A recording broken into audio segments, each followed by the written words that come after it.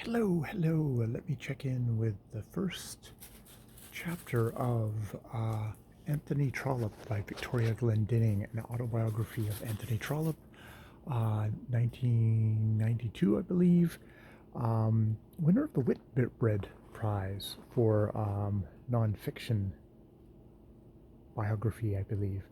Um, where, wow, okay, the first chapter of this book has broke open a couple of things that, yes, were alluded to maybe subtly in Anthony Trollope's autobiography, but are significant. The big ones for me are that um, Anthony Trollope's father um, was figured that he was set because he had a rich uncle, Sir John Trollope, no, Earl Lord John Trollope, I can't remember what it is, who was elderly and had an elderly wife and no heir. And he was like, aha, I'm going to inherit his estate, and more importantly, the rents from his many all the tenants and stuff like that. Um, but what happens as he's preparing his sons to putting them in fucking brutal schools for preparatory schools to get along to become, is it Oxford? Is that the old wife dies. He marries a new wife. That wife gives birth to an heir, another John Trollope.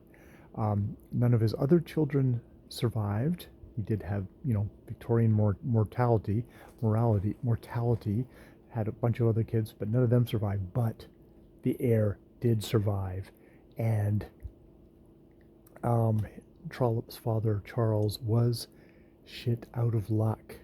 And if you are familiar with the the the plots of various Trollope novels, they all center around the whole thing of who gets to inherit the rich relatives thing and the grievances that are held by various relatives that they were done out of inheritances that they thought were going to be rightfully theirs. This comes up again and again as a kind of a theme in Trollope novels, and one has to think that this occurrence in his own family is like a big event for Trollope. I mean, you think about it just as the family's fortunes could have been very much different from what they were, because Charles Trollope is basically a failure in all things, all ambitions, as he says. Like, none of his sons go on to school, but he he rents a farm, he improves it, puts a whole bunch of improvements just to the estate, not to the actual farm itself, loses money after money after money. And so that's, you can see that is a big event in the kind of the family history of the Trollopes that definitely is reflected in the son Anthony's novels. So there's that. And there's kind of the bombshell at the end of chapter one, which is I'd heard about Fanny Trollope, Frances Trollope, Fanny Trollope, Anthony's mother, going to America and taking the kids, including the eldest son Henry, with her, leaving Anthony there with his father, going to the day school at Harrow, getting horribly bullied by his other older brother Tom, who was basically fucking sadist to his little younger brother instead of protecting him as his mother had kind of hoped for. But the thing is, I'd heard about going to America, but what Trollope does not mention in his autobiography is that she was invited by Fanny Wilson. Oh, I'm gonna have to look that up, make sure it's right. Fanny Wilson, who had gotten a bunch of money from, I think, her husband's side of the family, had seen the horrible conditions of slavery in America, had determined, like along with kind of like Robert Owen and his kind of socialist ideas, British socialist ideas of kind of helping end slavery, that she went over to the States, bought a bunch of property, and had bought slaves, brought kind of freed them, brought them to this giant plantation, brought Quakers, and had this whole thing of kind of free love, like abolition of marriage, and of the like of intermixing of black and white people, which was wow, very radical at the time. Basically, a commune, and had actually tried to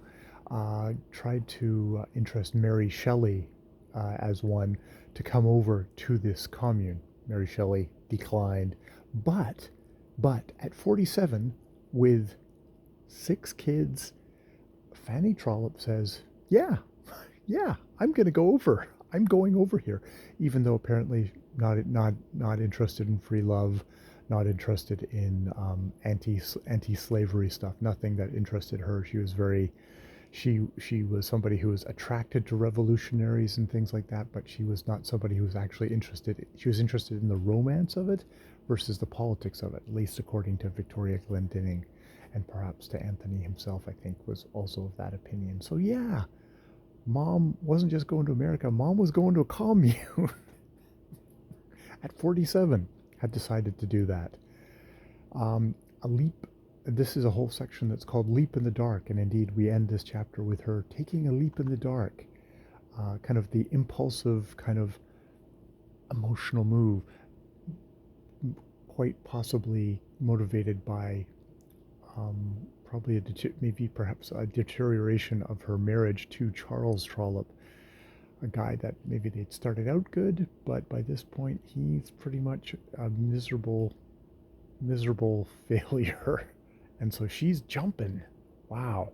Okay, so that's the first chapter of Trollope by Victoria Glendinning, which seems to be very readable, very very kind of eventful kind of thing. And that's just chapter 1, where you usually get the boring thing about parents, but interesting family history, interesting mother very much kind of this vivacious, interesting character in this thing, who has already written a kind of a satirical account of Lord Byron was the most famous boy who went to Harrow, and he apparently sent back the corpse of his 4-year-old illegitimate child to be buried in the area, where the local religious people were like, "Well, we're not gonna actually put a plaque or anything on it, because that would be seen as an endorsement." But they did have kind of a do about it,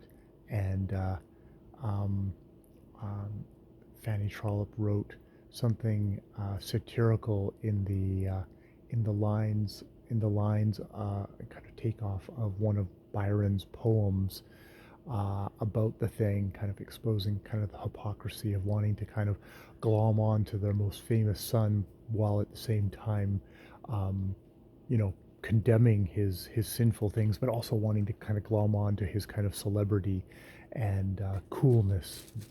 Bad, mad, bad, and dangerous to know, Lord Byron. All right, I will leave it there. First chapter of Trollope by Victoria Glendinning.